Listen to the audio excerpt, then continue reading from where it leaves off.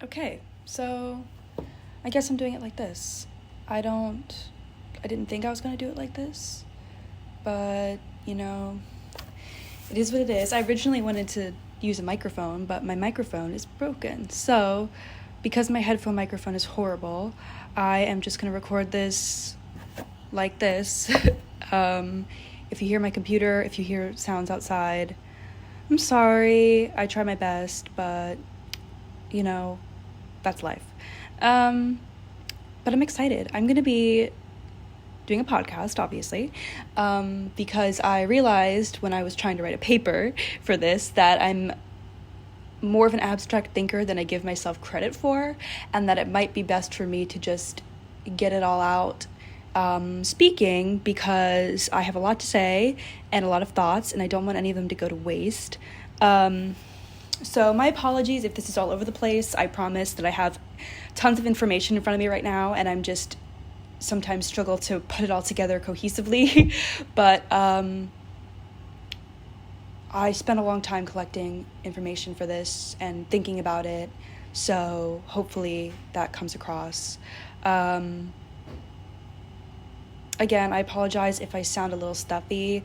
For some reason, I woke up with congestion, and I don't know what's up with that, but we're just gonna go with it, I guess. So, my apologies while I move my phone.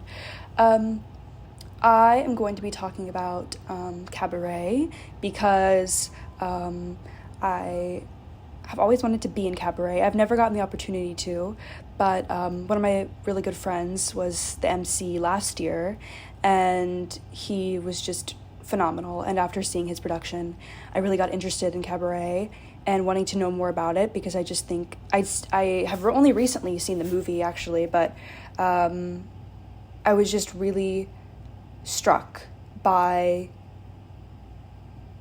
I don't know, by how important it is and how important it is now even, and how I think that this show needs to be revived in a few years, because my God, it's time for us to tell this story again.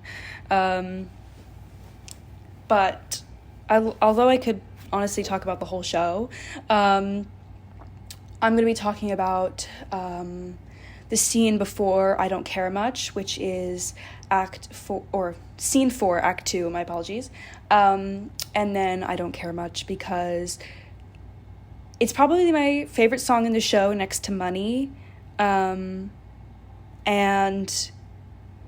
it's so simple, which makes it so effective, but I'll get into that. So this song was not, we'll just start with the song, just a little bit of information. The song was not in the original production.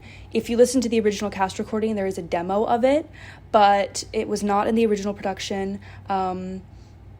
It was written by Fred Ebb and John Kander, as we know, and it was actually first recorded and released by Barbra Streisand, but it was arranged and conducted in 1963. So it's been a concept, but it wasn't actually in a production until the 1998 Broadway revival with Alan Cummings as the MC, which is the production I'm going to be referencing for most of this, just because I watched it on YouTube and I didn't want to only reference the movie or like my home theater production, because it's not super telling of the musical itself.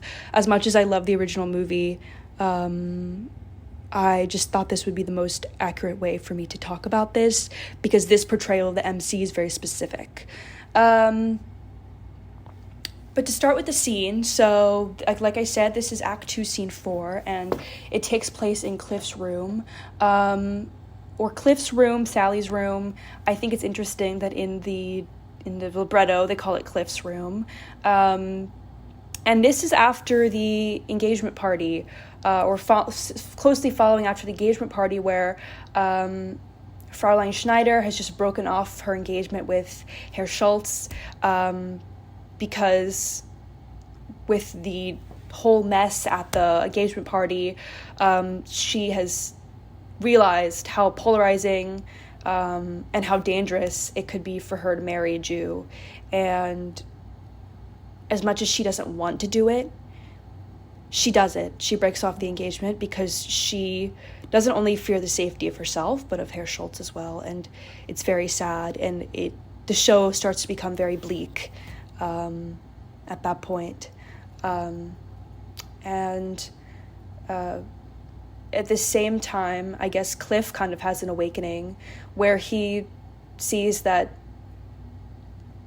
for lack of a better term, shit's gonna hit the fan. Things are getting worse politically, tensions are rising, and he doesn't want his child to be born into that environment. And so he tells Sally that they're going to leave Berlin immediately. She enters and he tells him, we're going to leave Berlin. We're going to move to Pennsylvania, because in this version, Cliff is named Cliff. And he's the American, not Sally, which that's a whole other thing I could get into, but I'm not going to because that's a separate podcast. But she doesn't receive this well. And sort of in a normal Sally fashion, she kind of disregards the comment at first, which is interesting. We don't see her taking anything seriously, really. In this production, it's in Maybe This Time, we see that peeking through, and then in her final performance of Cabaret, we see the kind of breaking down of Sally. But Sally says that she wants to stay in Berlin because she loves her job. She loves working at the Kit Kat Club, and she loves the excitement of the city. And she's talking about how much fun they have. Don't we have so much fun here? And we see in this scene how much Sally values her work and her job. And from Cliff's point of view, because this production and sort of in general, I think Cabaret sometimes is like sort of told through Cliff's POV. We are meant to find her immature. We are meant to find her selfish, flaky, flighty, whatever, because she doesn't want. We see that although she can pretend and love the idea of having a baby and love the idea of having a family and settling down, she does not want that. She wants to work. She wants to perform. She wants to be an actress. She wants all these things that women weren't supposed to desire. They were supposed to be working at the Kit Kat Club out of necessity, out of desperation. And she enjoys her work. And she tells Cliff this, and she says that's what she wants. That she wants to stay in the city. She wants to keep her job until she absolutely can't anymore because of the baby. And in this scene, Cliff becomes sort of a different character. He's still Cliff. He starts out the scene just like himself, but you can see as the scene escalates that his tone is changing. The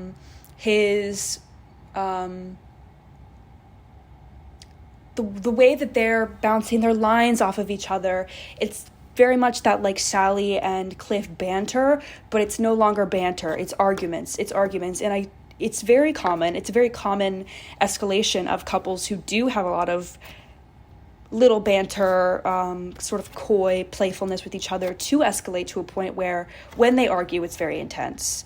And we can see as the scene escalates that Cliff is starting to take control. We see more of that like masculinity in Cliff that we don't see. And he's being very straightforward. He's being very in control. And he's not willing to play Sally's games. He's not willing to sort of feed into her sexuality, feed into her coaxing or her playfulness. He's just not.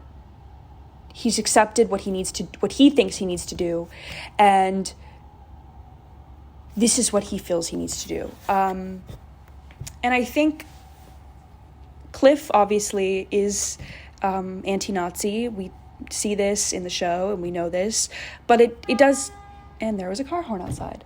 But it's an interesting commentary really on how easily they can just get up and leave and go start a new life. And because although Cliff might not he might hate Nazis, he might hate whatever, the tension, how much they hate Jews, he can just up and leave. And so as he's telling Sally that she is the one who is politically ignorant, which I think is true, I agree with it. CoStar just asked me what is at risk, so we'll check that later. But and she sort of is the vision of ignorance. She sort of is the example of ignorance. But he also has this privilege that he doesn't acknowledge, which is that he can just up and leave without anyone trying to stop him or trying to whatever. And he can start a new life for himself, and it won't affect him. Whereas Sally, she does represent ignorance. I think she is very ignorant to the world around her, but also she has a sort of innocence and a naivety that I think are what makes her lovable and what contrasts her to Cliff.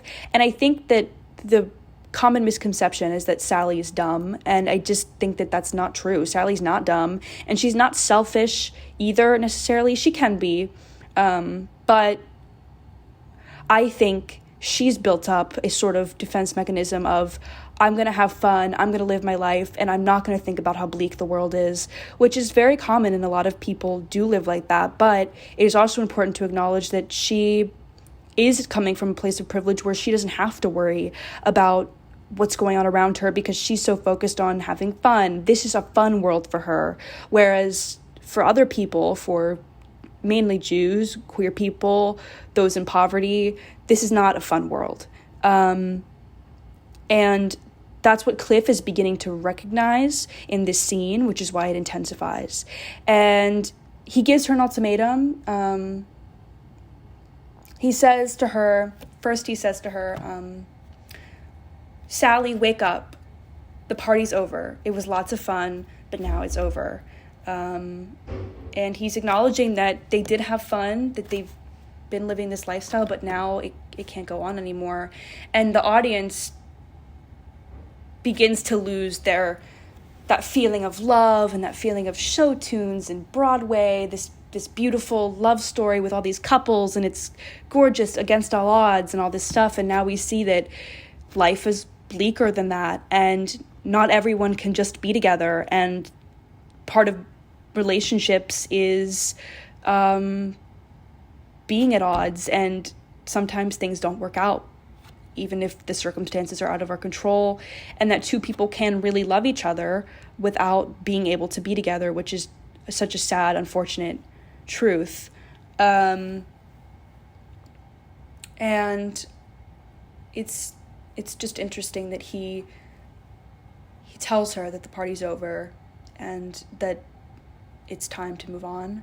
And he leaves her with this ultimatum, which is go with him to Pennsylvania and start a life together, or she can stay there in Berlin alone.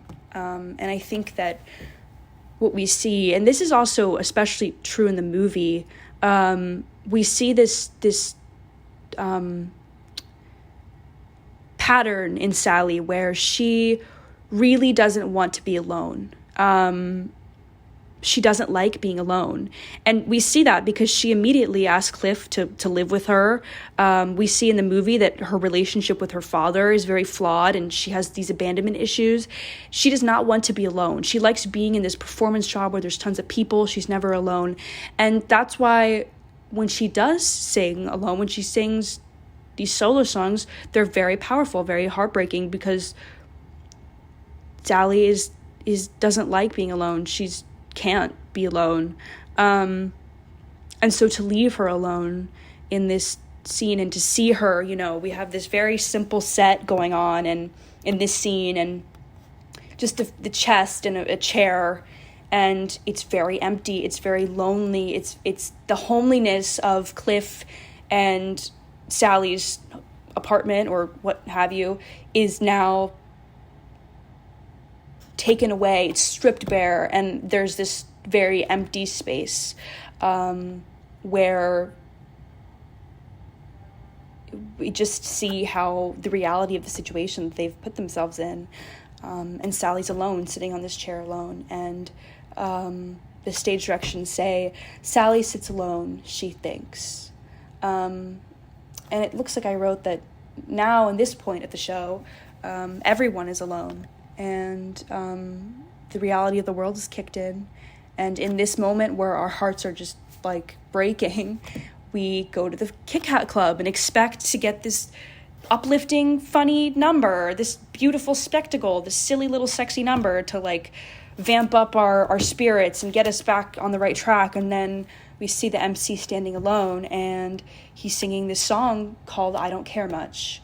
And unlike his normal acts, this one is free of spectacle, it's free of a dance number, it's free of glitz, it's free of sex, it's just simple, it's repetitive, and it's defeated. It's sad and defeated, and the tone is just very melancholy. And we sort of see this contrast in the way that the MC looks beautiful with this stunning outfit and the makeup, and he just looks like he has everything in the world to care about, you know? And excuse me, I will be using he, him pronouns for the MC, not saying that that's necessarily correct, and I think it's very much up to interpretation. I also think that MC is very queer and trans-coded, but I will be using he, him pronouns for this specific production because I'm talking about Alan Cummings and whatnot. But we see this sort of beautiful figure of sad, just representing sadness, and I think we see that in Sally as well. It's just beautiful but haunting, and very, very lonely. And the MC suddenly seems so human. He's not being creepy or silly. He's just there. And the song it's almost like a cry. It's not, the notes are held out and they're straight toned. They're like pleading. They're like crying. And the set is so simple. We don't have anyone else really on stage at that moment. It's just the MC and the mic. And it creates this sort of like, before, the darkness and the mystery of the Kit Kat Club sort of was very sexy and alluring. And now it's become polarizing. It's empty. It's an abyss. It's just a dark abyss of lost hope and lost love and heartbreak. And we see that the MC is singing about what we're all feeling, which is, I don't even know what to care about anymore. I don't know if I can care. And I think these words and this melody, they're so repetitive. They're so, like, the notes tend to descend. It's very melancholy, but it sticks in your head, and you have this image. I remember the first time I saw the show, I could not get the image out of my head of the MC singing that song and just singing those words over and over. I don't care much. I don't care very much. And it's interesting, and it's almost haunting as well that another song in the show, probably the biggest other example other than Two Ladies, which is a whole separate podcast, but is Tomorrow Belongs to Me, where it's a simple melody. It's repetitive, and it sticks in your head as much as you don't want it to. And now we kind of follow that pattern with this song about crushed people, crushed dreams, and the lyrics are so simple, but they carry so much weight.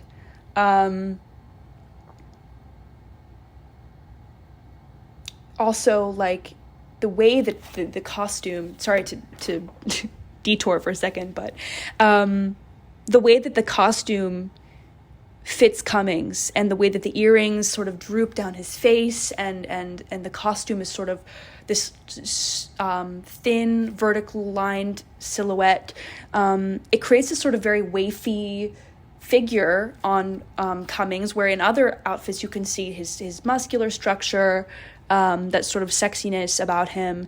You don't see that here, and it's sort of also like you see that this is the MC in his truest form, you know, almost. But he looks thin, he looks pale, and the makeup, which was previously sort of silly and camp and all these things, now seems tragic and fake, and it's just very sad and sort of foreshadowing of you know, later how we'll see the MC in that sort of vertical line silhouette when he's, or quite literally just vertical lines, when we see what's happening at the end. It's sad foreshadowing, but I digress. I don't digress. One more thing. In the 1998 version, Sally in this scene is wearing pale yellow. The lighting of the scene with Cliff and Sally kind of starts with a very warm light, which we do see a lot in their little apartment. And her blonde, in this version, she's blonde. Her little blonde hair too. She's sort of this like little beacon, like a little fairy. She's sort of this innocence, this I don't want to say ingenue because she's not an ingenue, but this like kind of ignorant light. It's very contrasting to what we see with the MC and how dark and how bleak it is. Let's see. Okay, so now to talk about the lyrics of the song. This is heartbreaking to talk about because it carries so many different meanings and so much weight, just between just on so many levels. I'm already at 22 minutes, so I'm going to try to keep it as short and sweet as I can, also because I don't want to have a bad day for the rest of the day being sad. And not that I don't think we should be thinking about these things. We definitely should, and I think it is very good for us to have those sort of melancholy feelings towards these topics, but I'm stressed enough as it is, so I'm just going to try to keep this as simple and as impactful as I can. So first of all, there's a difference between the way he says, I don't care much, I don't care very much, which I'm going to get into when I'm going to read this little segment that I found. But it's like I said, the repetition of the lyrics sticks in your head, and the MC in this moment sort of symbolizes those who could not afford to care much. Those who had to put on a face, had to be numb in order to survive, Jewish individuals, queer, impoverished individuals. And the song continues, and we see that Sally and Cliff are sort of having this confrontation in the Kit Kat Club. Cliff tries to take her, and she says she wants him to stay, and she wants to keep working because this is sure. And Cliff tells her to face the truth about herself, and Sally screams at him. She has the final word. We see this very vulnerable part of Sally, and she says, now don't you think it's your turn? And suddenly the audience is left feeling 1,000 emotions. We feel heartbreak, we feel empathy. We don't know whose side to be on. It's just, we see everyone, every character is human, is real. And that's what we see in the MC here too, is that he's not just this performer anymore. He's a real person who has feelings and thoughts about the world around him. Here's a little segment that I really liked from secondhand.com. The article is titled, I Don't Care Much, from Cabaret. But this author says, and unfortunately I could not find the author's name, but they say, poverty is used as a bridge to other forms of lack in the song. down to the most obvious form in the title, I Don't Care, is said 7 separate times in the song that, despite its slow pace, almost never cracks 3 minutes. It's more than the fact that the singer doesn't care. It has to be qualified, either with much or very much. In other words, it's the form which shoves in the most hurt, the most regret, the most pain. The difference between I don't care and I don't care very much is so significant. I don't care much speaks, in its tone and repetition, to this enormous resignation. Read literally, it sounds not like the singer doesn't care to be kissed or touched, but that his circumstances have beaten him so thoroughly that he lacks the passion to care much. In the sense that the song is even sadder, it implies that even cruelty in our daily situations have the power to rip the love of our hearts by the roots. I thought that was very powerful because we sort of see this contrast of Sally and Cliff not being able to have that connection because they're kind of at odds here, and same with Fräulein and Schultz, Fräulein Schneider and Schultz, with this sort of very different situation where they cannot be together, and this foreshadowing at the MC, it's very powerful. It's just interesting, the difference between I don't care. Saying I don't care is very abrupt, it's very upfront. I don't care. Do what you want, I don't care. Which always means you do care, but you can't care in that moment. I don't care much it's in saying I don't care and I don't care much and I don't care very much, it still implies that you do care, but you don't care enough. And it's sad because in this moment we see that, like this author had said, it's not that they don't care, it's that they can't afford to care. And just the ways Cabaret is costumed, with the makeup and sort of spectacle of it, where we're supposed to be kind of so trapped in this other world that we're not thinking about how drastic and bleak the world behind it is. It's very interesting, and this also occurs after the "she wouldn't look Jewish at all" kind of hit into the face, which kind of wakes the audience up, and we start to see that the world is not show tunes. You know, it's bleak, it's hard, and some people cannot just put on a happy face and live, but other people can, and other people have to do that to survive. It's very interesting.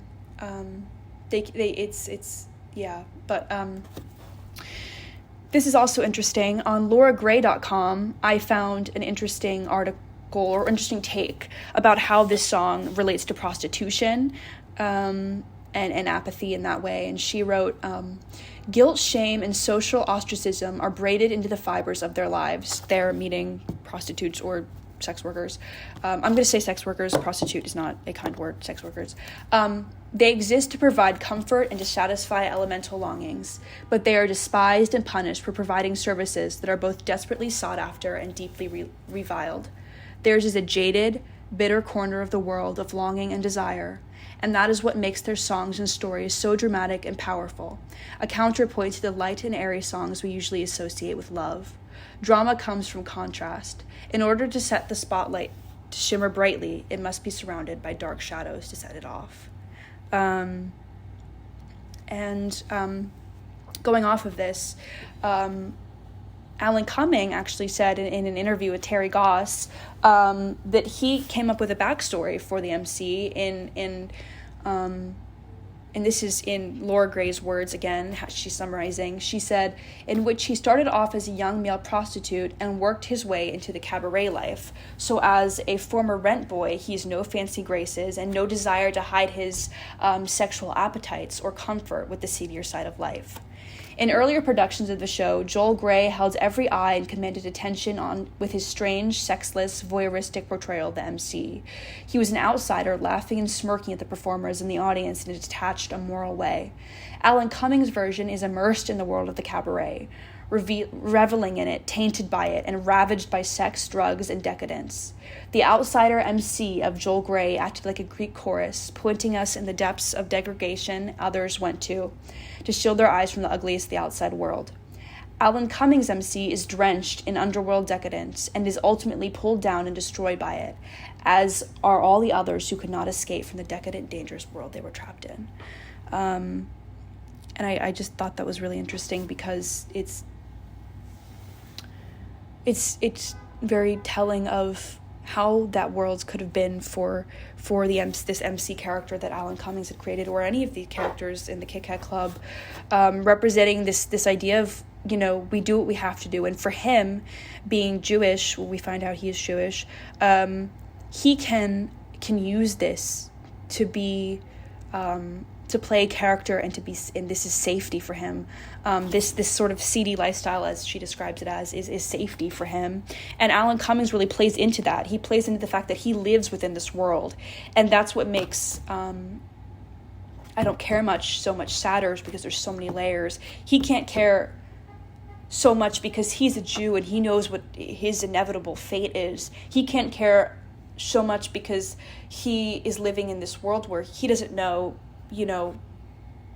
what to expect that night, or he didn't know in the past, and it's sort of like he's living in this world where things are bleak, and he has to put on this face and he has to be numb to the world in order to live in it.